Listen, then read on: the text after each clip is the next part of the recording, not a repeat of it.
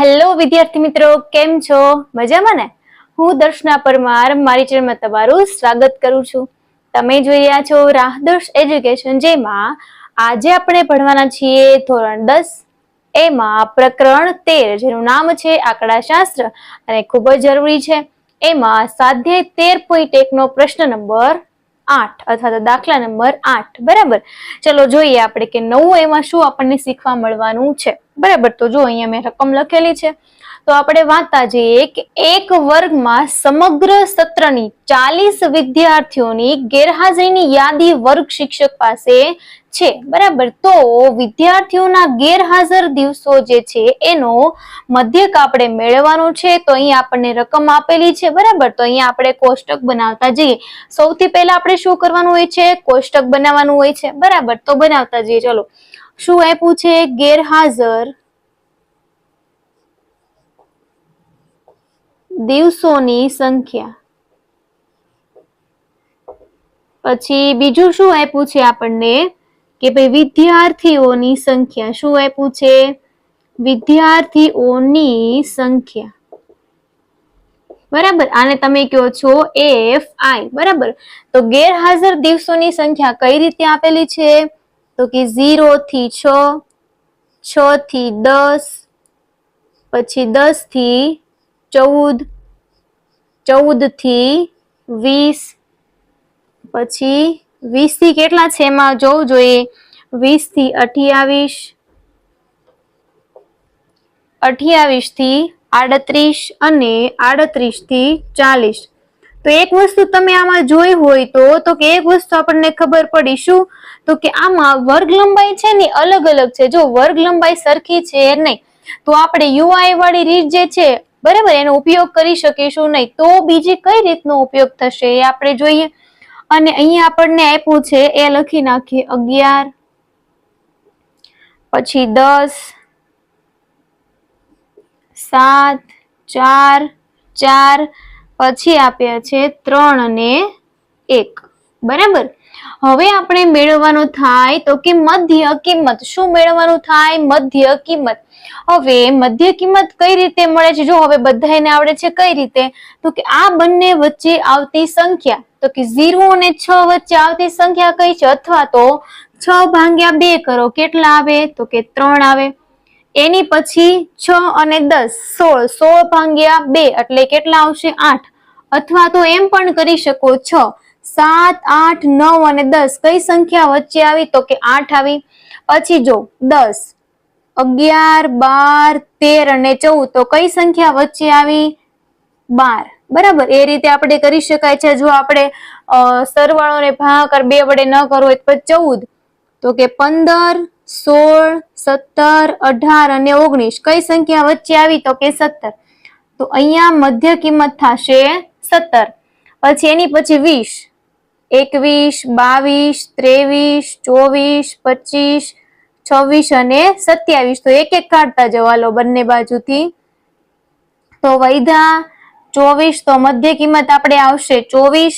પછી 28, 29, 30, 31, 32, 33, 34, 35, 36, 37 અને 38 તો છે જ તે. તો બંને બાજુથી એક એક કાઢતા જાઓ એટલે આપણને આપણી વચ્ચેની કિંમત મળી 33. તો તમે જો આ રીતે પણ તમે મધ્ય કિંમત મેળવી શકો છો. બરાબર, એની પછી કઈ આવી છે? 38, તો 39, 40 લ્યો, 39 અને 40. તો આ જે છે 38, 39 અને 40, તો વચ્ચેની સંખ્યા તો આપણને ફટાફટ મળી ગઈ. જો બરાબર, હવે આની પછી શું મેળવવાનું થાય? તો કે UI મેળવીએ છીએ આપણે. જો UI ની રીત કરીએ તો પણ અહીંયા જો ગેપ સમાન નથી. ગેપ કેવો છે? વર્ગ લંબાઈ કેવી છે? અલગ અલગ છે. બરાબર, જો વર્ગ લંબાઈ અલગ અલગ હોય તો આપણે UI વાળી રીતનો ઉપયોગ કરી શકીએ નહીં. તો હવે આપણે કઈ રીતનો ઉપયોગ કરીશું? તો કે DI વાળી. બરાબર, જ્યારે તમારી વર્ગ લંબાઈ અલગ અલગ હોય ત્યારે DI વાળી રીતનો ઉપયોગ કરવાનો. બરાબર, તો DI બરાબર સૂત્ર છે XI માઇનસ A, અને પછી છેલ્લે કઈ કોલમ આવશે? સિગ્મા FI DI વાળી કોલમ આવશે. બરાબર, હવે DI કઈ રીતે મેળવવાનું? તો કે સૌથી પહેલા A ધારો. A કઈ રીતે તમે ધારશો? એ જો 1 2 3 1 2 અને 3 તો અહીંયા વચ્ચે આવ્યા a બરાબર. ઓકે, તો એ જો હવે આપણે મેળવીએ ડીઆઈ. ઓકે, એમાં xi આ અને a એટલે આ 3 માંથી 17 નો જાય, 17 માંથી 3 કાઢો એટલે જવાબ આવશે -14.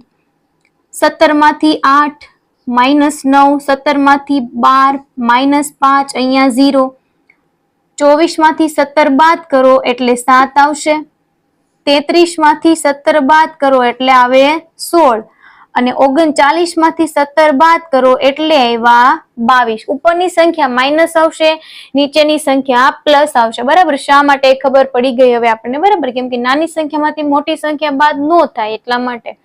પછી fi di નો મતલબ શું થાય તો કે fi અને di નો ગુણાકાર. કઈ રીતે તો કે જો fi અહીંયા છે, di અહીંયા છે, કરતા જો 11 ગુણ્યા 14 કરો. 14 ગુણ્યા 11 0 4 1 1 4 4 5 1 154 એ માઇનસ માં આવશે. પછી 10 ગુણ્યા 9 90, 7 ગુણ્યા 5 7 પંચા 35, અહીંયા 0, 7 ચોક 28, 16 તેરી 48 અને 22 એકા 22. હવે શું કરવાનું છે? હવે આપણને ખબર છે આ બધાનો સરવાળો જ થશે. બરાબર, તો આનો આપણે સરવાળો કરીએ તો 5 ને 4 9, 9 ને 5 14, 15 16 ને 17 નો એકડો 1, 289 સોરી 79 એવા. બરાબર, અને આ બાજુ જોઈએ ત્યાં 8 ને 8 16, 17 18 નો આંકડો વધી પડી 1, 4 5 6 7 8 અને 9 98 આવ્યા. બરાબર, ચલો જવાબ જે કોઈ પણ આવશે માઇનસ માં આવવાનો છે. બાદબાકી કરો તો જવાબ કેટલો આવશે તમારે? 181. બાદબાકી કરો એટલે 181 આવશે. બરાબર, હવે જો હવે શું કરવાનું છે તો કે હવે આપણે કરવાની છે ગણતરી. જો કઈ રીતે ગણતરી કરશું? સૌથી પહેલા તો ડીએ નું સૂત્ર છે ને એ આપણને આવડવું જોઈએ. તમને ખબર છે કે ડીએ નું સૂત્ર હોય એમાં h નો ઉપયોગ ન થાય. તો લખીએ કે x બાર બરાબર a plus sigma fi di. જો આની ગણતરી સાવ સિમ્પલ અને સાવ નાની. બરાબર, હવે આપણે કિંમત મૂકીએ. ચલો કિંમત મૂકીએ. x બાર બરાબર એની કિંમત કેટલી છે? 17 પ્લસ fi di ની કિંમત માઇનસ 181 ના છેદમાં સિગ્મા fi. કેટલા છે સિગ્મા fi? તો કે 40 કીધા હતા ને આપણને રકમમાં. જો 40 છે એટલે આપણે 40. ઓકે, થઈ ગયું. હવે 181 ભાગ્યા 40 કરવાના છે આપણે. તો કે 40 દુ 80, 4 તેરી 12 એટલે 120, ચોકે ચોકે 16, 160, 20, 4 પંચા 20 એટલે 200 થઈ જાય. 160 આ રીતે કરીએ. અહીંયા 1 વધ્યા 0, 6 7 8 21 વધ્યા. પોઈન્ટ લઈ લઈએ, 0 લઈ લઈએ. 210 એટલે 5 સાથે ચલાવીએ. 4 પંચા 20 ને 1 0. બરાબર, 1 0. પોઈન્ટ છે 0 લઈએ. 4 દુ 8 એટલે 80 આવશે. બરાબર, 100 માંથી 80 જાય 20. પોઈન્ટ છે 0 લઈએ એટલે 4 પંચા 20 અને 1 0 એટલે 200. કેટલો જવાબ આવ્યો જોવું જોઈએ ત્યાં. તો કે જવાબ આવ્યો x બાર બરાબર 17 પ્લસ 4.525. બરાબર, ઓકે. હવે જો બંનેનો આપણે કરવાનું છે સરવાળો નહીં પણ બાદબાકી. શા માટે તો કે અહીંયા માઇનસ છે એટલે પ્લસ માઇનસ માઇનસ થશે. હવે આપણે કરી નાખીએ બાદબાકી. તો કે 17 નો પોઈન્ટ પાછળ હોય. બરાબર, અને 4 નો પોઈન્ટ અહીંયા. 525 આ રીતે લખાશે, ખાસ યાદ રાખજો. બરાબર, ચલો 5. ઓકે, અહીંયા પેલા 10, અહીંયા 9, અહીંયા પણ 9, અહીંયા 6. તો અહીંયા 5 વધ્યા, 9 8, અહીંયા 7 વધ્યા, અહીંયા 4.2 અને 1. તો 12.475 જવાબ આવશે. બરાબર, કેટલો આવ્યો? 12.475 જવાબ આવશે. બરાબર, આ તો આપણે ગણતરી માટે કરેલું. તો તો આની કાંઈ જરૂર છે નહીં. બરાબર.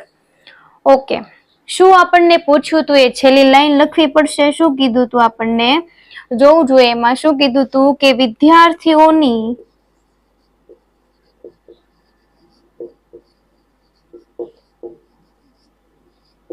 અથવા વિદ્યાર્થીઓના ગેરહાજર દિવસોની અથવા તો દિવસોની સંખ્યાનો મધ્યક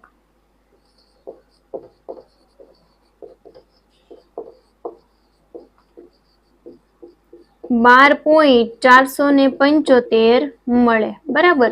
આ રીતે જે છે આ પ્રશ્ન અહીં પૂર્ણ થયો. બરાબર. જો ગણતરી જે છે સાવ સિમ્પલ છે, ખાલી 181 ભાગ્યા 40 કરવાના, 4 નો ઘોડીયો બોલો ને 0 પછી મૂકતા જવાના. બરાબર. તો આ પ્રશ્ન જે છે આ રીતે અહીં પૂર્ણ થાય છે મિત્રો. જો તમને આમાં કાંઈ પણ પ્રકારનો પ્રશ્ન હોય તો તમે મને કમેન્ટ કરીને જણાવી શકો છો. અને તમે જો મારી આ ચેનલ પર નવા હોય મિત્રો તો વિડીયોને લાઈક, શેર અને સબસ્ક્રાઇબ કરવાનું ભૂલશો નહીં. Thank you very much.